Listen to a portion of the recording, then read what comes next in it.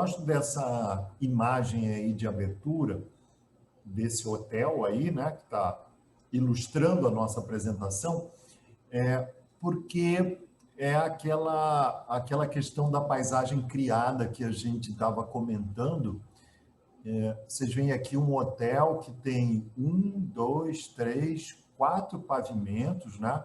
E esse pavimento aqui de cima, ele meio... Deixa eu pegar a ferramentinha de spotlight aqui. Você vê que esse pavimento aqui de cima, ele já se apropria de uma cota mais alta, e aí aquela coisa da regra, não, eu tenho que implantar isso no ponto de cota mais baixa. Esse é um exemplo interessante, que assim, você pode implantar num ponto, de repente, de cota mais baixa, se apropriar de um relevo, ligar num ponto de cota mais alta com a mais baixa, criar uma paisagem, né? Gerar um ambiente rico sob o ponto de vista de qualificação ambiental, e qualificar um ambiente que anteriormente era árido, né, num ambiente que tem uma paisagem de interesse visual. Você imagine as pessoas que estão nessas UHs aqui, né, provavelmente eu tenho quartos aqui, e esses quartos eles têm uma paisagem criada relativamente interessante, né? Então, esse olhar, né, que nós, arquitetos, precisamos ter do que nós vamos proporcionar ao nosso usuário. E a fala do hotel,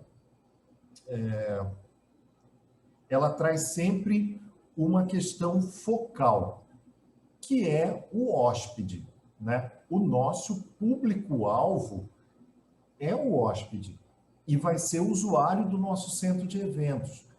É a repetição do módulo da unidade habitacional que vai gerar quase 70% da área do programa que nós estaremos projetando. Então, se a gente pegar o projeto desse elemento arquitetônico, né, provavelmente tudo isso aqui, ó, é o H.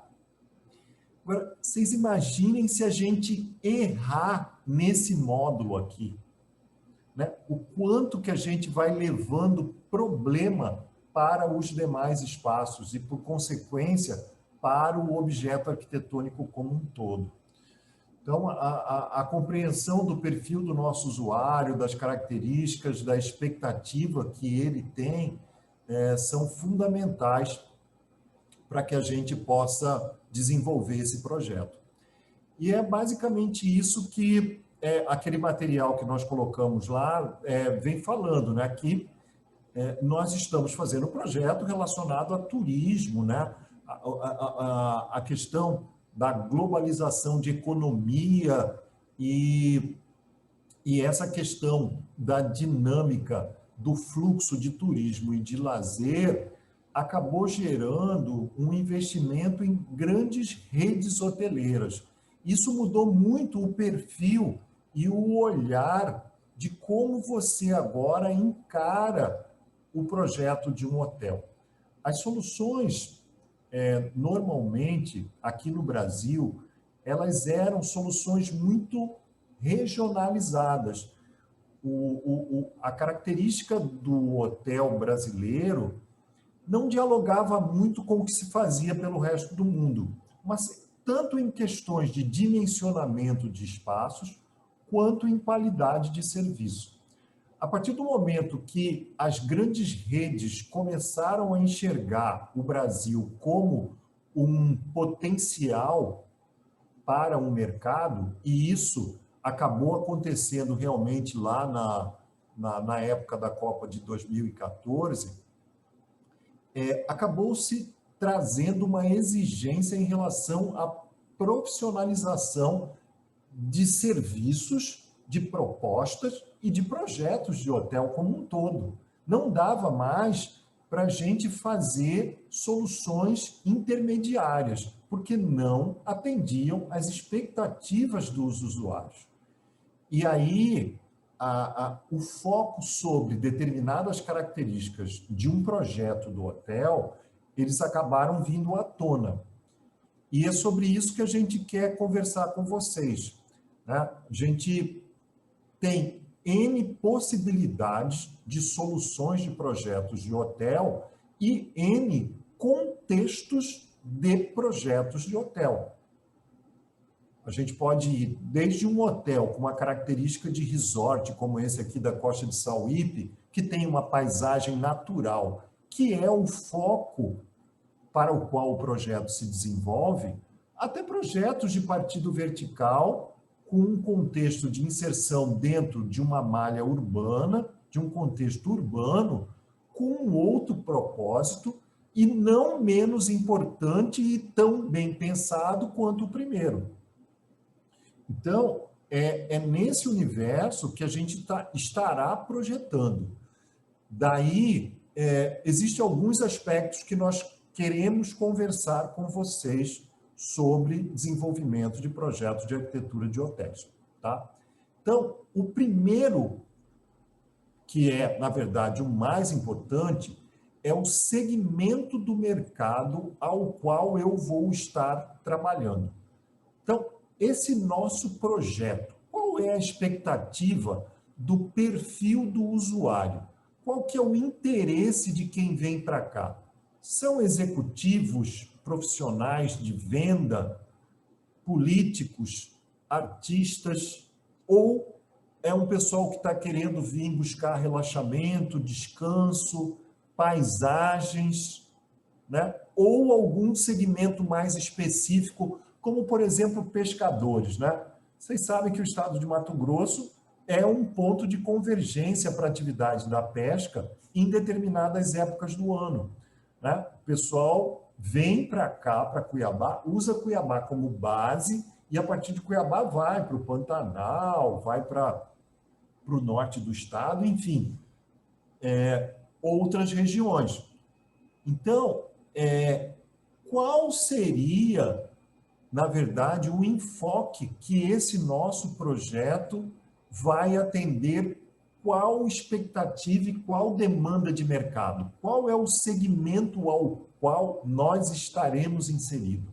Então, essa é uma primeira pergunta, né? Que nós, na pesquisa de vocês, por isso, a necessidade da pesquisa, trazer um feedback de como é que essas estruturas atuais em Cuiabá, elas se comportam, né? A gente precisa entender. Eu queria escutar de vocês, aos que já tentaram entrar em contato, como é que tem sido aí, está tendo um feedback desses hotéis que vocês estão pesquisando aqui em Cuiabá? Positivinho ou negativinho? No caso, Ou ainda nem... Oi, Tainá, fala. no caso do meu grupo, a gente conseguiu contato, conseguiu algumas plantas, mas não conseguiu muita conversa, sabe? Não conseguimos marcar reunião para, tipo, conversar, assim, por videochamada. Ainda não foi possível porque o moço que está nos atendendo, ele é muito ocupado, ele falou. Então, ele não dá muita atenção, mas já enviou algum material. Ah, tá legal. Beleza. Se for, então, assim, Tainá está relatando aí uma dificuldade, de repente, de ter esse encontro virtual. Uma outra estratégia seria mandar alguns pontos para que eles pudessem responder textualmente, né? Que livremente eles pudessem, ou se eles quiserem gravar um áudio pelo WhatsApp e mandar para vocês, isso é importante ter esse feedback para que a gente possa entender como é a realidade local, tá? Qual é o público? Quem vem para Cuiabá? Quem vem para Cuiabá está procurando o quê?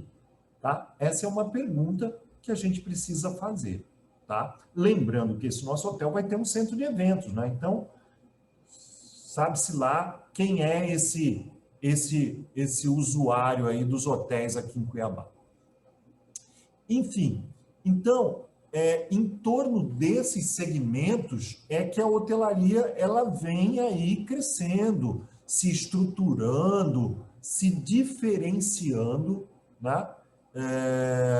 E aí, essa questão de trabalhar um projeto bem otimizado favorece porque essa questão de riscos por conta de demanda, má localização e projetos mal resolvidos. É muito importante que a gente tenha um entendimento que a viabilidade de um projeto passa por uma boa solução otimizada de um bom entendimento. O que eu estou querendo dizer com isso? É que desde a construção de um programa de necessidades, a gente precisa estabelecer um paralelo de dimensionamentos para que não gerem-se áreas ociosas. Tá?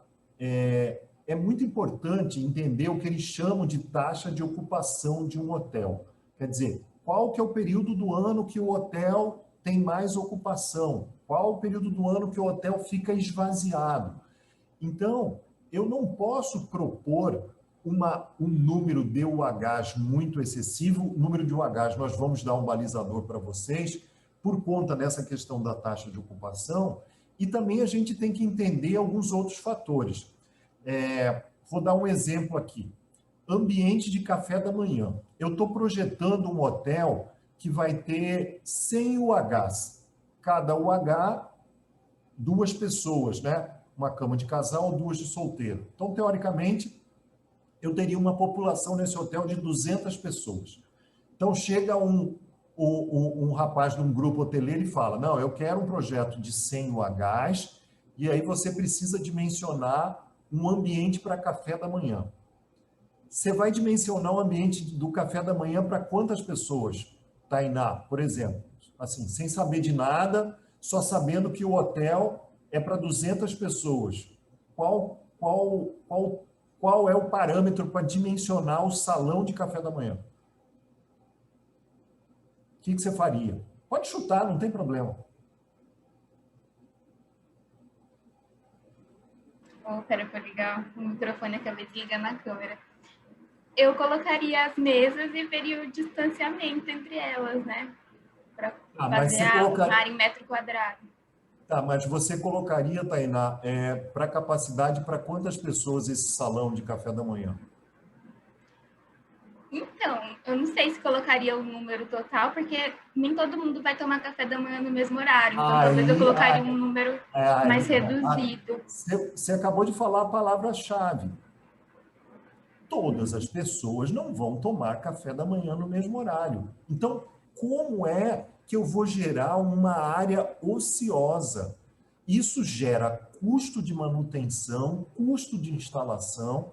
Então, entender isso que você acabou de falar, qual é o número de assentos que eu preciso saber que eu tenho que colocar? Primeiro, qual que é a taxa de ocupação do hotel? Tudo bem, o hotel tem 100 UHs. Agora, as 100 UHs, você tem certeza que elas vão ficar sempre ocupadas, 100% de taxa de ocupação? Esse é o primeiro dado. Não acontece isso. Acontece isso em uma ou outra semana durante o ano.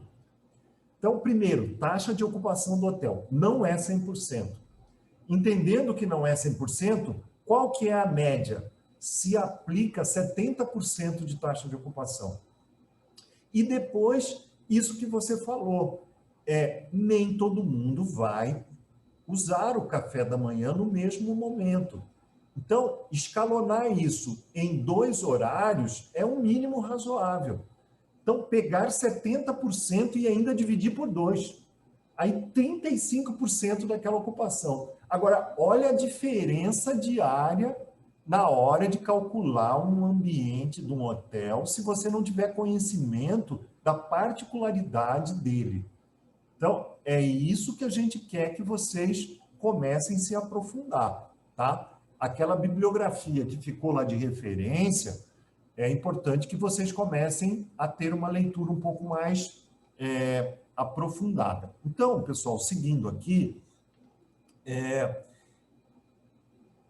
a ideia é trazer para vocês elementos críticos em alguns pontos de projeto. Então, primeiro é a questão da implantação de um hotel, tá? Eu preciso saber para quem o hotel se destina e qual o tipo de hotel que eu quero implantar. Porque aí eu defino onde localizá-lo e essa decisão de onde localizá-lo passa por uma avaliação de oferta e procura, né? A famosa demanda.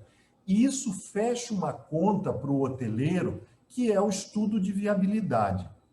Aí vocês vão falar assim, puxa, Zé Alberto, mas como é que a gente vai fazer isso? Na verdade, a gente já está definindo o terreno, né? O terreno já é pré-definido, mas muitas das vezes o arquiteto ele é contratado para participar de um estudo de viabilidade.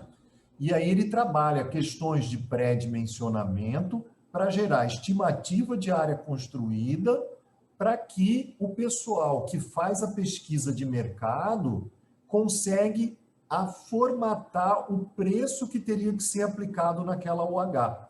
Então, tudo fecha. O quanto vai cobrar é o quanto a obra vai ser, o quanto o serviço proposto, o quanto é o custo do terreno. Então, é uma equação na qual a arquitetura faz parte. Então, não é do livre-arbítrio do arquiteto simplesmente escolher aonde o terreno e ponto final. Então, quando a gente entende a localização, a gente entende a localização enquanto escala regional, quer dizer, Cuiabá em relação ao estado de Mato Grosso, que eu falei, o turismo local passa por Cuiabá. O aeroporto de Várzea Grande é uma porta de entrada e Cuiabá acaba sendo importante por conta da escala regional. Escala urbana. Como esse terreno ele é inserido em relação à posição de aeroporto, rodovia, comércio, infraestrutura, tá? Quais são as atratividades da localização e do entorno, que a gente viu logo antes do início da aula. Então, questões importantes, legislação, padrão de urbanização e essas características que nós observamos no início da aula. Declividade do terreno, tipo de solo, forma do terreno, né? A gente precisa ter uma compreensão disso tudo para ver se isso dialoga com o padrão e o grau de conforto desejado, tá? Então, isso aqui é fundamental. Falando sobre tipologias de hotel, existem algumas possibilidades de classificação. Uma, que é de acordo com a Associação Brasileira da Indústria Hoteleira, que é a ABIH, é o nível de classificação em estrelas, tá? Que vocês já devem conhecer, né? De 1 até 5 estrelas. Existe uma outra que é de acordo com a localização e uma outra com a questão do público-alvo, a destinação. Então, a gente vai ver algumas questões relacionadas à localização e à destinação. Então, essa questão de... tá aí um roteiro para vocês do universo que a gente pode estar ambientando na caracterização de um hotel. Existe uma diversidade de classificações. Eu acredito que nós estaremos projetando um hotel que tem uma característica de hotel central aqui em Cuiabá, pelo posicionamento do nosso terreno, tá? Existem algumas questões aqui que valem a pena a gente até frisar, essa questão de hotel fazenda, né? Aqui em Cuiabá tem o Hotel Fazenda Mato Grosso, o nome é Hotel Fazenda Mato Grosso. Deixou de ser Hotel Fazenda já há muito tempo, né? Como característica. Já está dentro do entorno urbano já há muito tempo. Vocês sabiam que lá no Hotel Fazenda anteriormente já teve até um zoológico lá, né? Vocês chegaram de pegar esse zoológico do Hotel Fazenda? Thalita nunca foi lá ver bicho?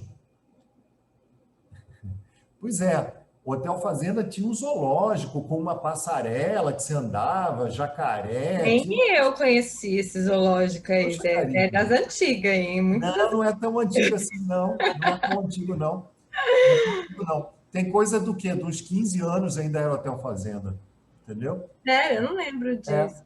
Aí foi fechado, né? Porque você precisa ter uma estrutura muito grande para você ter um zoológico, né? Dentro, né? Você precisa ter biólogo, veterinário, e aí o IBAMA bateu em cima, enfim, foi uma maior confusão, eles tiveram que fechar. E tem uma área residual lá imensa, né?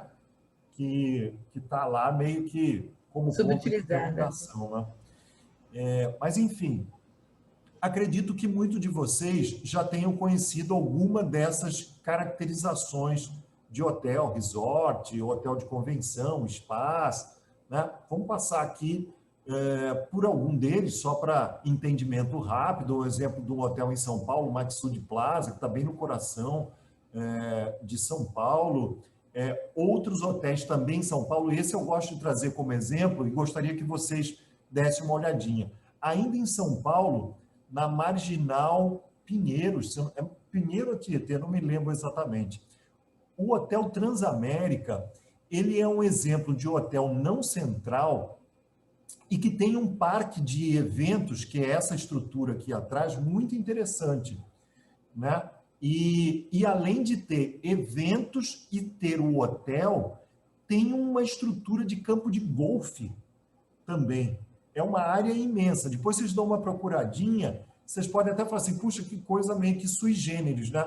Dentro de São Paulo, que tem uma questão de adensamento, e você vê uma paisagem como essa, né? Uma área verde, né? Um partido, que eu não vou falar que seja totalmente verticalizado, até porque ele é bem comprido, né?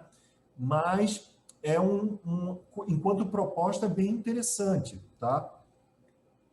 A gente tem aí também em São Paulo alguns contrapontos, né? Que são essas novas tendências de hotéis chamados econômicos. O Hotel Ibis e o Formula 1, eles são exemplos disso.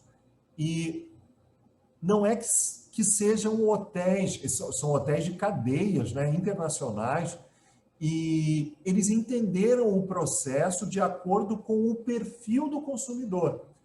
Eles viram que era um consumidor que vinha para trabalhar em algum negócio, pernoitava, nem tomava café da manhã e precisava de um quarto com uma higiene, com um banheiro, mas não recebia ninguém, não precisava fazer evento.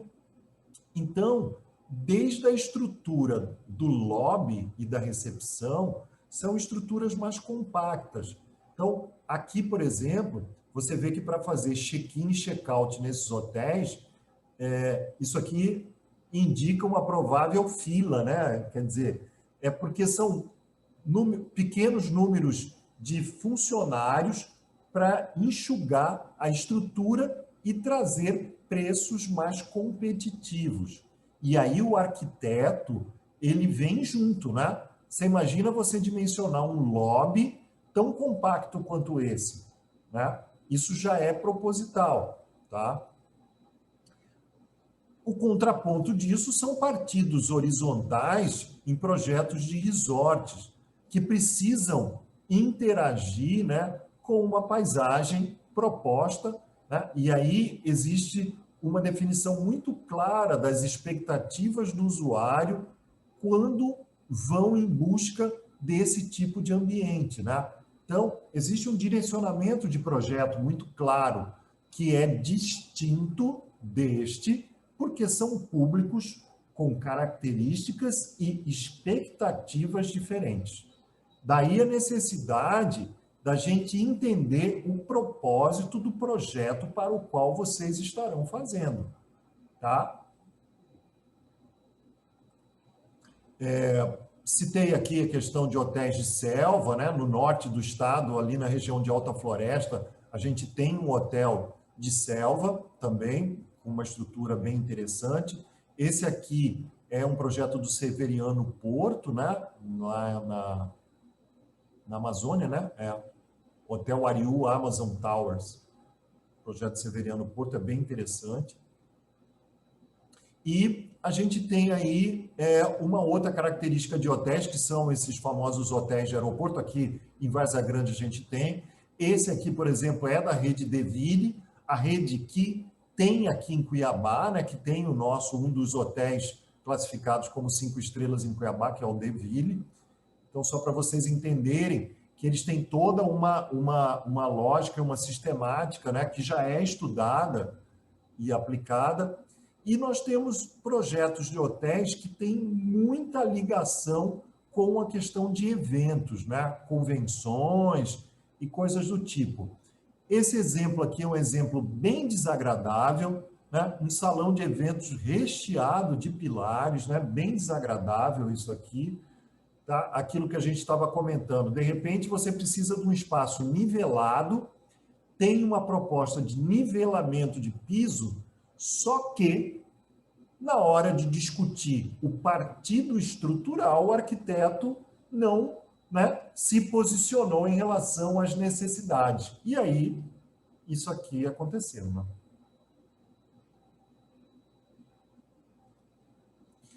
Hotéis que têm essa característica de spas, de relaxamento, né, que tem um enfoque bastante específico. Hotéis cassino. Essa outra tendência, que são os hotéis residências, flats, onde a pessoa tem um período de permanência muito grande, então, normalmente próximo a instituições de ensino, próximo de hospitais. A gente vê muito em São Paulo a existência desses hotéis residência, né? Navios que também não deixam de ser hotéis flutuantes, né? E aí, algumas particularidades contemporâneas. Existem alguns projetos de hotéis, como esse lá, o Hotel Fasano, que é considerado hotel boutique, que são hotéis um pouco menores, que atendem de uma forma um pouco mais personalizada e tem um investimento muito específico. Tá? A gente pode citar, além do Hotel Fasano, o Hotel Unique, né? Onde toda a linguagem do projeto ela é entendida de uma forma muito particular, como se você estivesse projetando de forma exclusiva. O caráter de repetição não é bem-vindo aqui, e sim o caráter de exclusividade, de intimidade.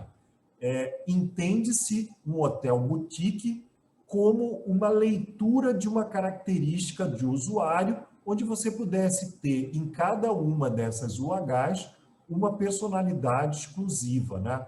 Então, esse é o projeto do Rui Otaki, né, lá em São Paulo, o Hotel Unique, desde a linguagem plástica até a proposta de solução de ambientes interiores, você tem propostas exclusivas. Só um parêntese aqui, Zé.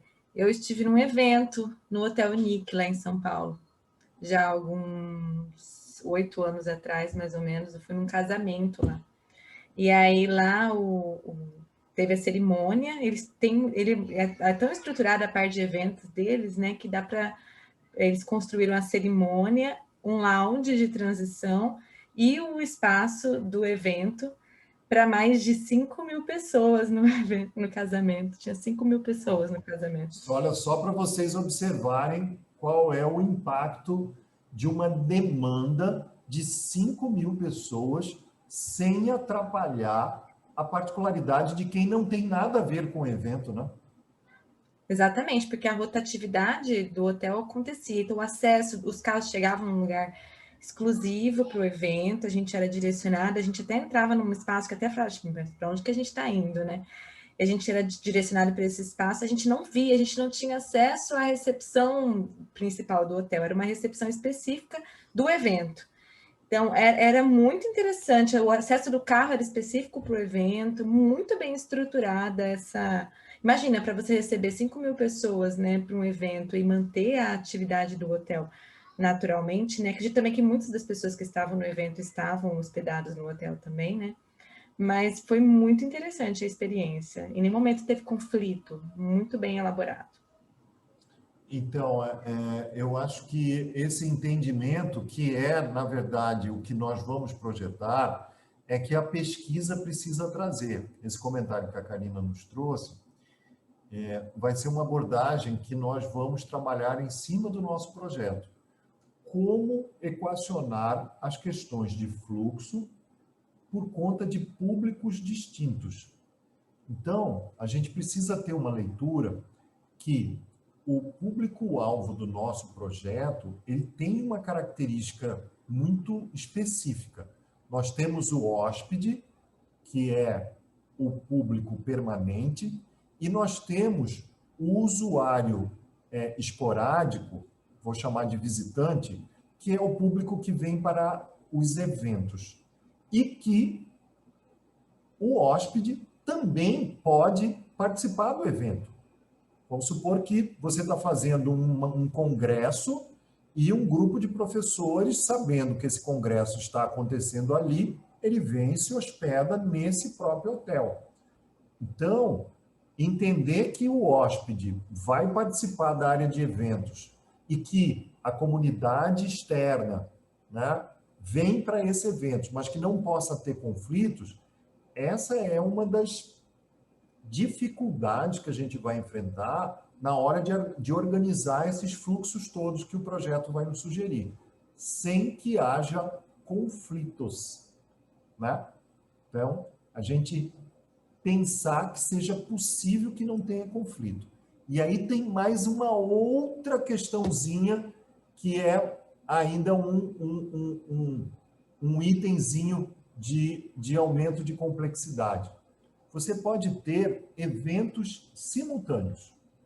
Alguém já foi lá no Hotel Fazenda, no dia que está tendo 2 ou 3 casamentos simultâneos, né? Você tem ali a entrada de uma área, de um lobby, outra recebendo um lado, recebendo o outro, e as coisas todas precisam funcionar de forma harmoniosa. Acesso público e o serviço que está acontecendo por trás também precisa funcionar muito bem. Tá? Vocês já foram ao Centro de Eventos Pantanal, acredito, né?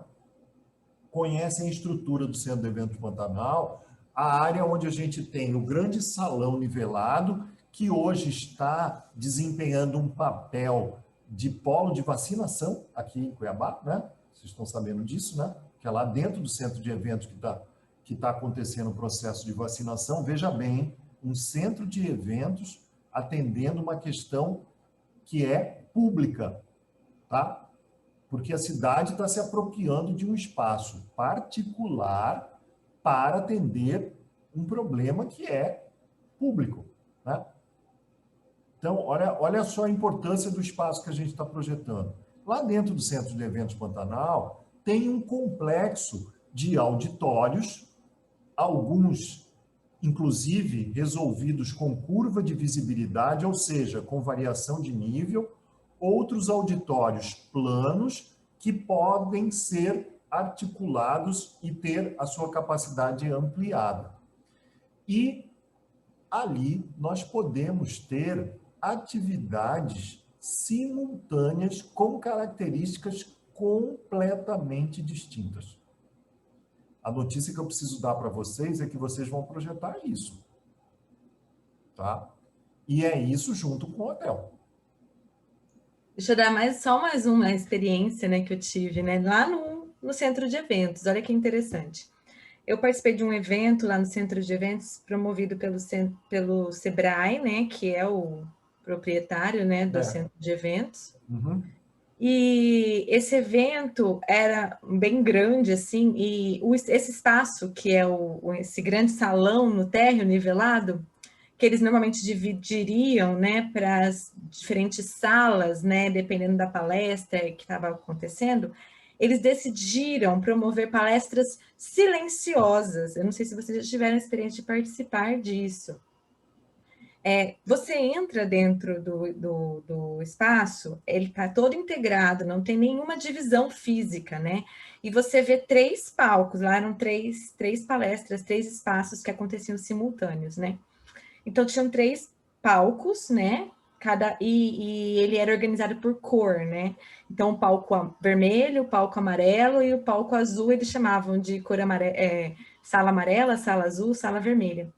As pessoas que estavam assistindo a palestra da sala vermelha sintonizavam no seu fone de ouvido na estação específica da palestra da sala vermelha. Quem estivesse na sala amarela, quisesse assistir, sintonizava na da sala amarela. Então, cada uma tinha uma sintonia específica, né, no canalzinho do fone, e você estava dentro de uma sala. Se você tivesse sem fone, não tinha ruído nenhum a sala estava silenciosa, literalmente, com mais ou menos 2.000 pessoas sentadas ali assistindo a palestras diferentes. Então, isso para mim foi uma experiência surreal, né? Eu nunca tinha vivenciado isso. Mas, inclusive, então, Zé, se bem pensado, com infraestrutura que possibilite isso, é possível, inclusive, eventos simultâneos acontecerem exatamente no mesmo espaço por meio do uso de tecnologia também. É algo que a gente não precisa necessariamente desconsiderar. A tecnologia hoje é fato, né? E nós precisamos incorporar e criar condições para a arquitetura usufruir dela, né? Eu acho que a gente está nesse momento, né? A Karina está trazendo aí essas possibilidades de uso de espaço de forma compartilhada e tentando evitar conflitos, né? E a gente tem algumas lições aprendidas nesse período, né? De como nos organizar sob o ponto de vista espacial, evitando aí essa coisa de acumulação, né? E coisas do tipo. Então, entender esse novo projeto, os hotéis eles continuam existindo, os centros de evento eles continuam existindo e sendo úteis, os espaços de uso reversível cada mais vezes estão sendo pensados. A gente pode, aqui em Cuiabá, identificar um espaço como o da Arena Pantanal, né? Como aí um grande coringa, né? Para atender demandas diversas. Hoje, o Centro de Eventos Pantanal é um polo lá de triagem da Covid, né? de atividades relacionadas a exames e coisas do tipo. A Arena Pantanal também abriga uma escola, né? Ali dentro, né? Não sei se vocês sabem, né? Que tem uma escola lá dentro. Eu já fui em palestras lá dentro do Centro de Evento Pantanal e também já fui em festa lá dentro do Centro do Evento, dentro da Arena Pantanal, lá dentro do estádio da Arena Pantanal, palestras e festas. Então, a multiplicidade de usos é uma coisa que vem à tona, assim como a gente vem reinventando os espaços de uso residencial para ambientes de trabalho, que é o que a maioria de vocês está fazendo nesse momento, né? Se apropriando de um uso particular aí dentro das suas residências, a gente precisa entender como esse espaço ele deve ser projetado para satisfazer as necessidades.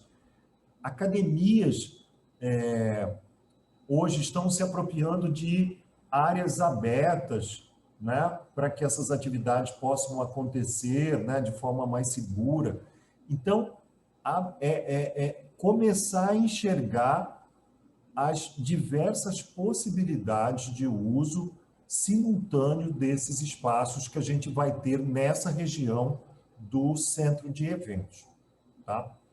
Então, aqui só para a gente continuar com esse passeio pelas tendências, aqui tem essa característica de hotel design, né, que tem esse apelo forte para elementos de design, tanto de mobiliário como objetos e peças de arte que tem uma marcação extremamente evidente, né? E alguns nichos específicos de população que vão em busca a uma característica, né? Hotéis específicos para a terceira idade, né? Em locais que remetem a descanso, relaxamento.